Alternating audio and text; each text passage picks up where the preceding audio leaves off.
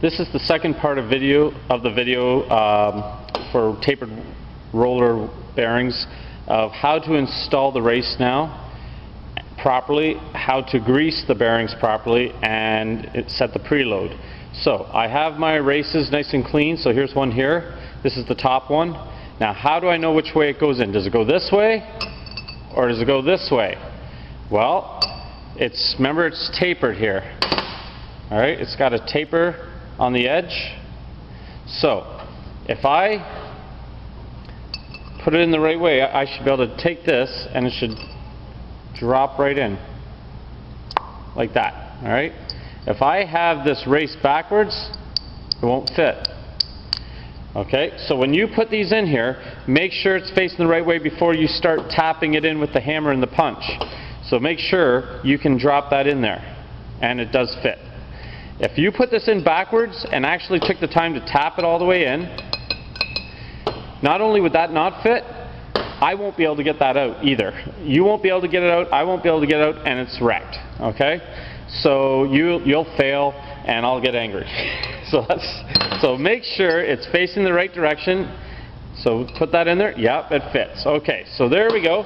So take your hammer and just tap it in until it's flush. It's going the right way, remember? Okay. Then take your punch and little shots on each edge, back and forth. All right.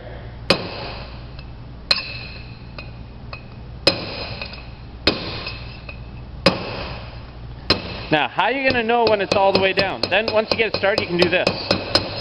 I'm going around.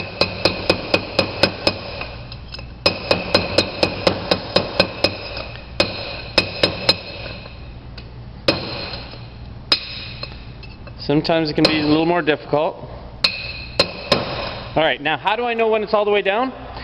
There won't be any give. When I hit this, there, it'll bounce back at me as if it's like boom, all right, as if there's nothing left to give. It'll be harsher. It's bouncing, the hammer's literally bouncing off the top of the punch, and you can just feel the difference. So I know that's all the way in. Okay, so there we go. I had already cleaned out the hub that the race sits into, and I had already made sure the race was nice and clean, washed off and dried. So the next step is how do we grease these properly? So what you do, take your grease. This is in the yellow cabinet where the gasoline's kept. I know it looks gross. This is the grossest part of the job. Stick your finger in there like that. Grab a hunk of grease. All right, okay. Stick your finger over the back side there. All right, actually you can do it this way. We're going to go with the big end. See, that's the big open end here versus that being the small end, like in terms of the opening. So there's the bigger end. So we want to shove the grease through the big end backwards. So put your thumb over the top. You got a hunk of grease, and basically you're not going to smear it. You got to get it into all these little passageways. So you come up at yourself like this. And what it's doing is pushing the grease into the opening there and shoving it up, shoving it through until you can see it come through on the top. There, see it coming through? Maybe you can't see it, but it's coming through, okay? Then turn, do the next spot. All right, grab a little more grease, shove it through, make it come through. There we go. All right, it's all the way through, and then stick your finger there to get the excess, and go around once more, shoving it through. Now, what you're going to do is take that and smear it over the top. So the smearing is the very last step. So smear it all over it, then take a little in your hand, be careful not to cut yourself, and smear it on the race. All right, there we go. All right, and you have to put grease also down into the hub underneath there. So fill that up too, like a smearing along the wall. Then you're going to set that in there. Just get rid of the excess there. Be careful. Go nice and slow so you don't cut yourself. Get rid of the excess. Take a rag, wipe your hands all off nice and clean. Find a bigger rag so you can really wipe your hands off good. All right, wipe them off. Now, we have to put, I've already done the back side all right, in terms of the bearing on the back, okay? But I want to show you how to put in the seal properly. You want to make sure it's not backwards when you put it in, okay? So this is the open end. That goes inwards into the hub. This is the closed end. It's closed on the top, and that's open. Open faces in.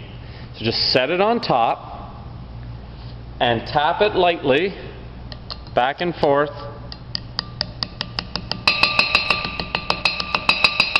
until it's flush. Don't push it in any further than that. Just till it's flush on the top. And that is how you do that. Okay? So I got to steal that bearing back for here. Alright, so there we go. Now, you've already wiped off the spindle, and you can take some grease and you can put a little film of grease along the spindle there, and then slide that on. Make sure it goes on nice and straight. There we go. Push the bearing down on there. Oh, there we go. Spin it. Make sure it's on all the way. Okay, oops. There we go. Better make sure you can see that. Alright, so it's on all the way. Spins nice. Put your washer on. Make sure it's on properly. Take the nut. Spin the nut on till it's flush, bottoms out against the washer by hand.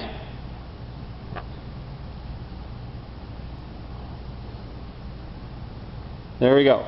Okay, there we go. So that's as tight as I can get it by hand. Now, take your new cotter pin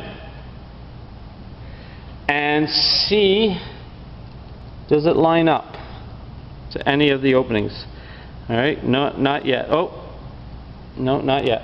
So, I'm just going to snug it up a little bit. Alright, it's okay to snug up a little bit. You don't want to put this on here and like, alright, you're going to over tighten it, and what that could do is do damage not only to, it's going to put too much tension on the bearing, and it could overheat, and that's a big issue. But if you have it too loose also, that's also an issue, because you don't want it too loose, because then there's too much free play. Alright, so there we go. Alright, spins good, yep. And then put the cotter pin through. Take your side cutting pliers, alright, and grab an edge, bend it. I know this is, I'm kind of covering it up here. Bend it around. Alright.